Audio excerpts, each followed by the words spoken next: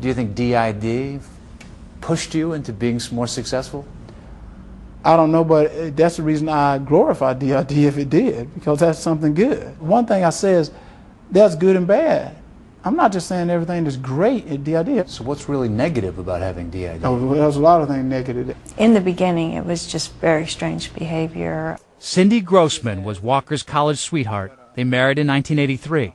And for 16 years, she says, she saw no signs of mental illness. He had the ability to hide that because I think all the alters inside were focused on football. But when his career ended and the competition was gone, Cindy says Walker's subconscious coping system went haywire. I began to see the alters. You saw alters? I saw alters. I saw voice changes. Is there any way you can tell me the difference in his voice from one alter to another? Raspy. He would say things like he didn't know who I was. His own wife? Right. He didn't recognize He would you? refer to me as Miss Lady. Did he forget what your name was? I don't think he knew. Really? It's hard to explain. Even his physical countenance would change. First thing I thought was he had the devil in him or something. So first, Cindy turned to the church for help. She came to me to find out how to cope with it. She's the one that first told you about this DID? Yes, she did. Have you seen it with him?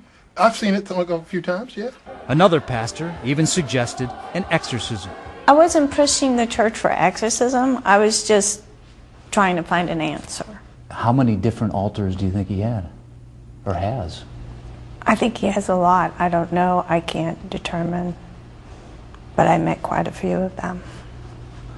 Any of them dangerous? Yes.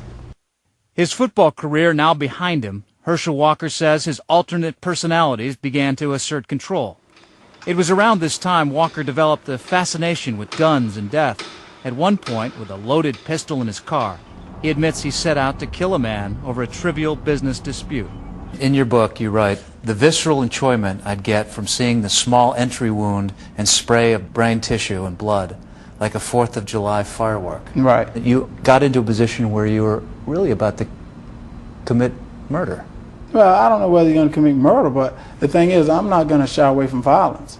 But did you want to kill that guy? Oh, yeah, I did want to kill him.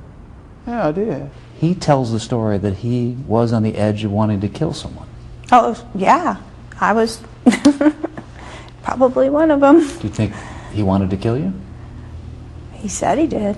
He said that to you? Put the gun to my temple. He had the gun right to your head? And what did he say? I'm going to blow your effing brains out.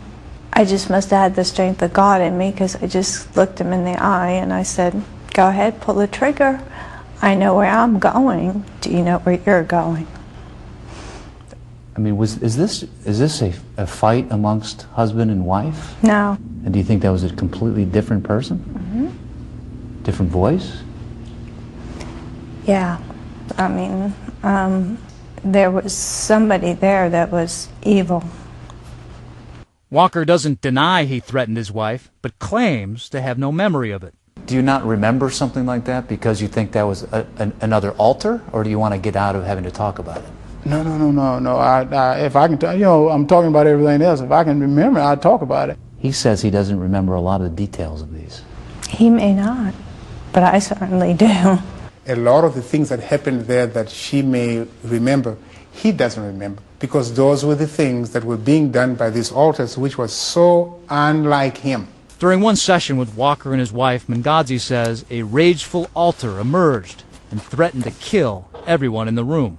The eyes changed. Those eyes that came out there didn't care anything about me, and when he says, I'm going to kill you, I believed it.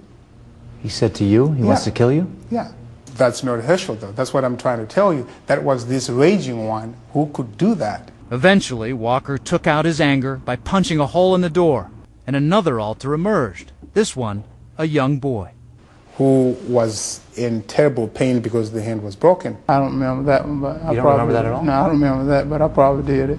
They said you broke your hand. Yeah, I probably broke my hand a lot. Is part of this kind of blame that kind of activity, that kind of No, feelings? no, you got to take responsibility for it. Walker later called his wife for a ride home from the hospital. And he said, Herschel's hungry. Do you know what he likes to eat? I need to get him something to eat. I said, well, I know he likes wings. So he didn't know what kind of food he ate, who he was, changed his No, name, he was a changed different your name. person. Do you think there's any possibility that he just wants to use this to explain away some of these things that he went through and what he did? No. There are a lot of doctors that look at this and say, we don't think this really exists, this DID. That makes me kind of angry.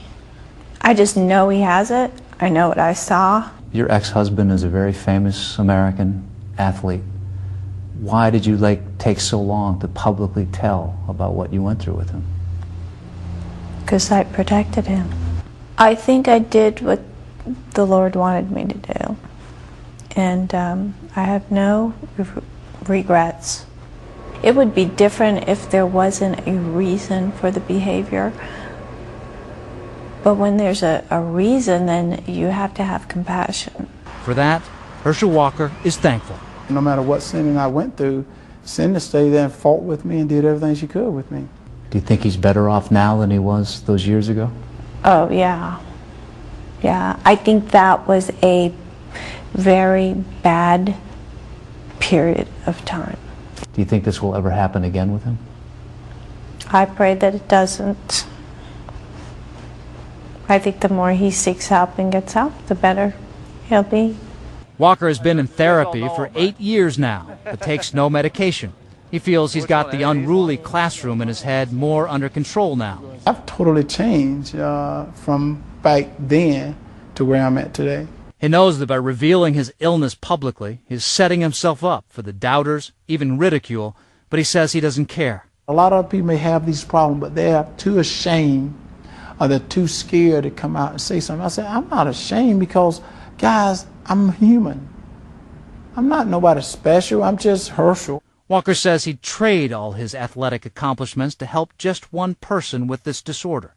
He'd even give up that Heisman Trophy, which he says he doesn't remember receiving. Bob Woodruff, ABC News, Dallas.